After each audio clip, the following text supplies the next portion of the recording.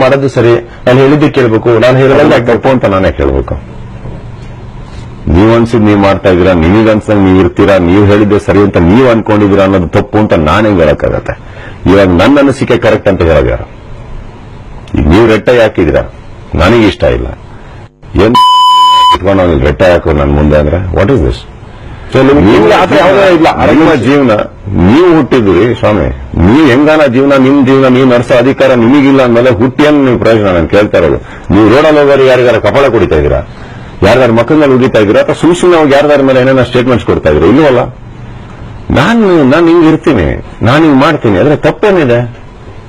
10,000 ಜನ ಹತ್ರ ಬಂದಾಗ ತಿಳ್ಕೊಬೋದು, ತಲೆ ಕೆಡಿಸ್ಕೋಬಾರ್ದು ಅದ್ರ ಬಗ್ಗೆ. ಎಷ್ಟು ಜನ ಬಗ್ಗೆ ತಲೆ ಕೆಡಿಸ್ಕೋತೀರ? ಆ ಜನ ನಿಮ್ ಬಗ್ಗೆ ತಲೆ ಕೆಡಿಸ್ಕೊಂತಾ ಇದಾರೆ ಅಂದ್ರೆ ನೀವೇನೋ ಜೀವನದಲ್ಲಿ ಮಾಡ್ತಾ ಇದೀರ ಅಂತ ಅರ್ಥ. ತಲೆ ಕೆಡಿಸ್ಕೊಂಡ್ಬಿಡೋದಕ್ಕೆ ನಾನು ಏನಾಗ್ತಾ ಇರೋದು, ಇನ್ನೊಂದು, ನಿಮ್ಮನ್ನ ಅರ್ಥ ಮಾಡ್ಕೊಂಡವ್ರು ಯಾರು ನಿಮ್ ಬಗ್ಗೆ ಅಷ್ಟು ಕೇವಲ ಮಾತಾಡೋಕೆ ಸಾಧ್ಯನೇ ಇಲ್ಲ. ನಾನು ಹೇಳೋದು, your life is yours, you lead it. ನಿಮ್ಮ ಸಂಪೂರ್ಣವಾಗಿ ನೀವು, ಯಾಕಂದ್ರೆ ಸತ್ತೋದ್ಮೇಲೆ ನೀವು ಒಬ್ಬರೇ ಸಾಯೋದು, ಯಾರು ಬರಲ್ಲ ನಿಮ್ ಜೊತೆಗೆ. ಹಂಗಿದ್ದಾಗ ನೀವು ಪ್ರಪಂಚನೆಲ್ಲ ಕನ್ವಿನ್ಸ್ ಮಾಡ್ತೀನಿ. ಅಲ್ಲ, ಈಗ ಒಂದು ಕನ್ನಡ ಚಿತ್ರರಂಗದಲ್ಲಿ ಸುದೀಪ್ ಅವರನ್ನ ಬಹಳ ಅರಗೆನ್ಸ್ ಆಗಿರ್ತಾರೆ, ಅವರು ಅವ್ರದೇ ಆದಂತ ಕಲ್ಪನೆ ಇರ್ತಾರೆ, ಬೇರೆ ಯಾರು ಮಾತು ಕೇಳೋದಿಲ್ಲ, ಅವ್ರಿಗೆ ಅನ್ಸಿದ್ದೆ ಮಾಡ್ತಾರೆ. ತಪ್ಪ?